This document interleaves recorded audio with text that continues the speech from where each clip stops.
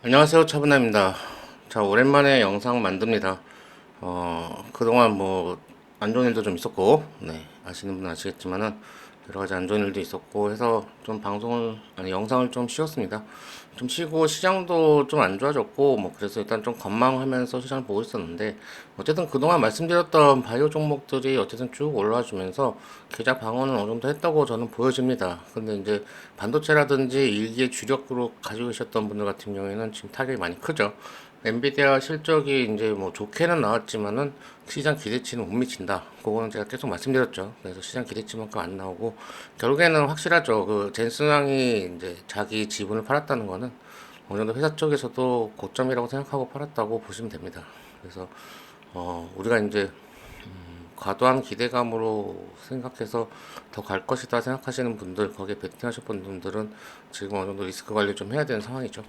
자, 어쨌든 그렇게 보고 코스피, 코스닥 시장 지금 어쨌든 하락세에서 잠깐 이제 멈춰주는 모습인데 지금 이게 이제 반도체 때문에 멈춰주는 것이 아니고 저 무엇이냐 2차 전지, 그죠? 2차 전지 특히 삼성 SDI에서 전고체 배터리 관련해가지고 이제 슬슬 이제 생산 시작하고 판매도 시작하고 그런 움직임이 나오면서 이제 2차 전지 쪽에 이제 뭔가 훈풍이 좀 불면서 시장 이제 하락을 좀 막아주는 모습. 그 다음에 이제 바이오 섹터를 갖다 우리가 지금 봐야 되는데 바이오 섹터 같은 경우에 이제 오늘 ABL 바이오 같이 상승 나왔다가 차익 실현 매물 나오면서 주저앉는 모습. 그래서 지금 중요한 거는 뭐냐면 요거예요. 두 가지로 압축되겠죠. 바이오 섹터가 이제 단기 고점 만들고 끝나고 다시 이어갈 것인가. 근데 제가 말씀드렸죠. 단기 고점이라고. 바이오 섹터는 전형적인 이제 금리나 수혜주기 때문에 제가 봤을 때 장기적 측면에서는 계속 추세를 이어갈 거라고 봐요.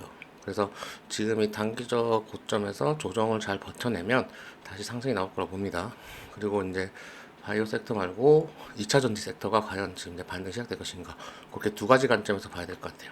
그래서 일단은 첫 번째로 바이오 섹터를 먼저 볼게요. 바이오 sek터 제일 대장이라고 볼 수 있는 거는 이제 삼성바이오로직스예요. 그러니까 바이오 섹터가 이제 고점이라고 판단됐던 건 뭐냐면 삼성바이오로직스가 드디어 100만 원 찍었거든요. 이 100만 원이라는 숫자는 굉장히 중요해요. 그러니까 어 거의 오랜만에 보는 100만 원 가까이 넘는 어떤 주식이죠. 그러니까 코로나 때 이후로 아마 처음 볼 거예요. 그죠? 그래서 삼성바이오로직스가 어쨌든 100만 원 찍고 내려오고 그다음에 차익 실현 매물 나오고 있는 상황입니다. 그러면 과연 이게 여기서 끝날 것인가? 그걸 이제 좀 봐야 되겠죠. 그래서 추세적으로는 아직 깨진 게 아니에요. 장기 추세가 깨진 게 아니기 때문에 그러니까 이런 식으로 그을 수 있겠죠. 그래서 어느 정도 차익 실현 매물 나온 다음에 그 다음부터는 이제 이렇게 쭉 빠지다가 다시 갈 것 같아요.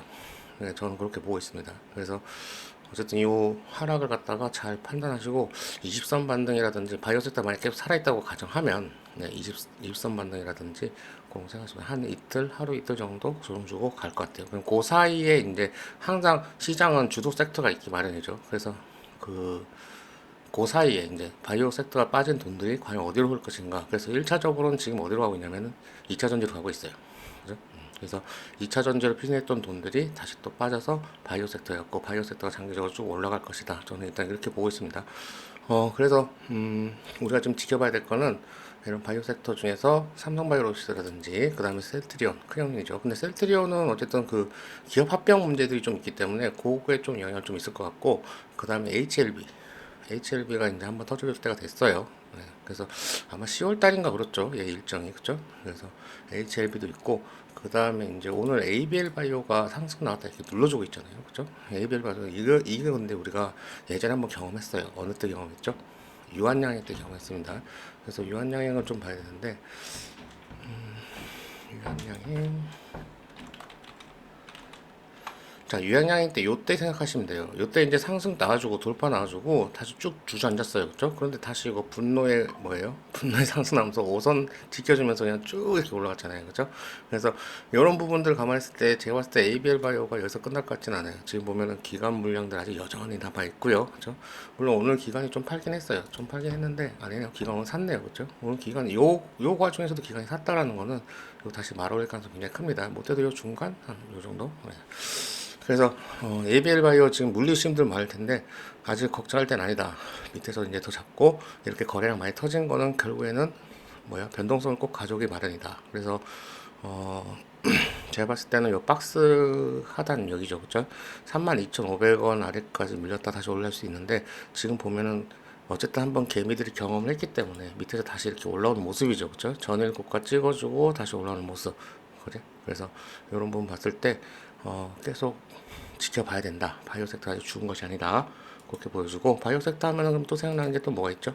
리가켄 바이오가 있죠. 그래서 제가 이제 계속 세 개 말씀드렸어요. 리가켄 바이오, ABL 바이오, 그 다음에 또 하나 뭐였죠? 바이넥스. 그죠? 바이넥스. 이렇게 세 가지 말씀드렸어요. 그래서 이 중에서 이제 제일 먼저 튀는 게 이제 유한양행도 말씀드렸었고, 그래서 유한양행도 올라오고, 그래서 이제 하나씩 하나씩 터져주고 있다고 보시면 됩니다. HLB만 터져주면 이제 끝나는 거예요. 이게 아마 제일 마지막 피날레가 아닐까 싶어요. 자, 그 다음에 앞타바이오 같은 경우도 조정 심하게 주고 다시 올라오는 모습. 그래서 이런 조석들 봤을 때 이제 바이오 섹터는 아직 끝난 게 아니구나. 그렇게 좀 생각이 듭니다. 대신에 이제 이렇게 크게 상승 나왔다가 가는 경우는 이렇게 바로 V자 반등이 나오진 않아요. 그리고 여기서 이제 좀 기간 조정을 좀 거친 후에 천천히 가다가 한 번에 확 치고 이렇게 끝난 경우가 많죠. 그래서 좀 인내심을 가지고 이제 찬찬히 봐야 된다. 바이오를 갖다가 한 2, 3개월 정도 장투 생각으로 이제 가야 된다. 그렇게 말씀드리고, 이거 말고도 뭐 조심해야 될 바이오는 근데 한 가지 있어요. 이런 녹십자 LMS라든지 녹십자 웰빙, 녹십자 관련 또 이런 것들은 녹십자에는 이제 본주기 때문에 상관없고요. 그죠? 근데 이제 MS라든지 얘네들 같은 경우는 코로나 관련이에요. 그래서 코로나 관련도 분명히 이제 이슈가 분명히 있을 거예요. 그러니까 제가 봤을 때는 좀 엠바고가 좀 들어가 있는 것 같다 생각이 좀 들어요. 이제 실제 현장에 계신 분들은 아시겠지만은 코로나라든지 이런 게 확산세가 지금 전혀 줄어드는 것 같진 않습니다. 근데 뉴스라든지 이런 거는 다 지금 안 나오고 있죠. 그래서 그런 부분들 아마 지금 정부에서 아마 엠바고를 하고 있지 않나. 지금 상황에서 코로나까지 막 터지고 막 이렇게 사회 불안 요소를 만들게 되면 윤석열 대통령의 어떤 지지율에도 문제가 있을 것이다. 뭐 그런 식으로 판단하고 있는 것 같아요. 그래서 이 부분도 이제 계속 지켜봐야 되겠다. 그래서 어느 정도 이제 시세 들어오는 거 보면은 이것도 한 번 정도 이렇게 올라갔던 거에는 기술적 반등이라는 게 있죠. 그래서 그건 우리가 한번 해볼 수 있다. 저는 그렇게 생각합니다. 자, 그 다음에 이제 차바이오텍. 그러니까 지금 바이오 중에서 좀 덜 가는 친구들이 있어요. 이런 친구들. 차바이오텍이라든지 아니면은 코아스텐 캐몬이라든지 이런 친구들이 유력한데 제가 볼 땐 차바이오텍이 좀 유력해 보입니다. 그래서 차바이오텍을 좀 공략하시면 될 것 같고, SK바이오팜이 얼마까지 갈까요? 질문하시는 분이 계셨는데 SK바이오팜 같은 경우는 저는 일단은 이거 주봉을 좀 보라고 말씀드리고 싶어요. 얘는 좀 길게 봐야 되거든요. 그래서 제가 한 요렇게 선 잡아드렸어요. 한 13만 5천 원 정도, 그 다음에 16만 5천 원 정도, 요게 기준봉이 될 겁니다. 무슨 말인지 아시겠죠? 아직 이제 시세가 들어온 건 아니에요. 그래서 1차적으로 이제 돌파 나온 상황이고, 그래서 지금은 어쨌든 단기적 고점을 만들고 있을 거예요. 그래서 여기서 이제 다시 눌림 나오기 때문에 좀 아래에서 하신 분들 같은 경우는 이 실현을 좀 하시면서 지켜보는 게 좋겠다. 그렇게 말씀드렸습니다. 그래서 다시 쭉 빠져서 한 10만 원 선. 그죠? 10만 원 이하 가시면 그때 다시 돌아보면 될 것 같아요. 그래서 바이오 섹터는 굳이 진단 내리자면은 단기 고점 아시죠? 단기 고점이다 생각하시고, 그 다음에 이제 덜간 바이오 같은 경우에 이제 추가적으로 상승이 나올 수 있고, 그런 식으로 이제 키 맞추기를 할 가능성이 크다. 네, 그렇게 보시면 되겠습니다. 그리고 이제 뭐 바이오 섹터에서 좀 단기적으로 이슈를 받을 만한 거는 어느 정도 지금 조정을 마친 비만 섹터가 될 수 있을 것 같아요. 그래서 블루엠텍이라든지 지금 유통 계속 들어오고 있거든요. 비만 블루엠텍. 그래서 블루엠텍이라든지 아니면은 DXVX? 네, 하여튼 그래서 비만 섹터를 좀 봤으면 좋겠어요. 그래서 그런 부분 잘 공부하셔가지고 일단은 오늘 바이오 섹터 물리신 분이 좀 많으실 것 같아가지고 일단 바이오 관련해서 영상 좀 남겼습니다. 자, 오늘 여기까지 설명 좀 드리고 2차 전지 섹터에 대해서는 좀 더 고민을 하고 아마 내일이나 모레쯤 영상 만들게요. 앞으로는 이제 좀 개별 종목으로 흐를 가능성이 굉장히 높거든요. 그래서 개별 종목에 관한 내용을 좀 할까 합니다.